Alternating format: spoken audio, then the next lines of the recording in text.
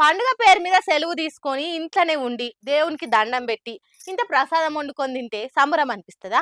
అందుకేనా పబ్లిక్ పండుగ సంతోషంలో మునిగిపోవాలి, స్టెప్పులతోని మా గొప్పగా మురిసిపోవాలి, సీటీలు సప్పట్లతోని ఊరంతా పోటీల మీద సందడి చేయాలని జగ్గారెడ్డి చూడురి జనాలకి ఏ తీర్ల పండుగ జోషును డబ్బులు చేసిండో మీరు కానీయురు సారు.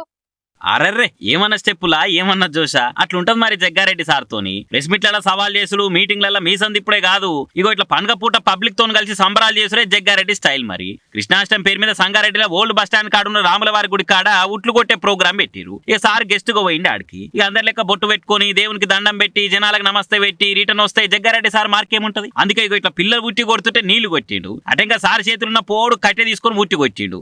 అయ్యో పిల్లలు ముద్దుగా రాధాకృష్ణ లేసం కట్టుకొని అప్పటి సంది తనలాడుతుండేగా సారు. వాళ్ళతో కొట్టిస్తే అయిపోగా. సరే తీరి అదే జోష్లో 2 స్టెప్పులే ఇరిగా.